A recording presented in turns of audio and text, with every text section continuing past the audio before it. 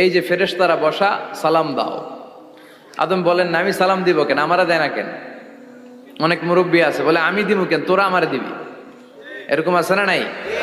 না, সালাম সবাই সবাইকে দিবেন। স্বামী স্ত্রীকে দিবেন, স্ত্রী স্বামীকে দিবেন, বড়রা ছোটদের দিবেন, ছোটরা বড়দের দিবেন, এক ভাই আরেক ভাইকে দিবেন, বোন ভাইকে দিবেন। তাহলে ফ্যামিলির মধ্যে শান্তি দিয়ে ফ্যামিলিটাকে সমৃদ্ধ করে দিবে কে? কারণ সালাম অর্থই শান্তি। সালাম অর্থ কি? ফ্যামিলির মধ্যে আমাদের এই সালামের প্রচলন নাই।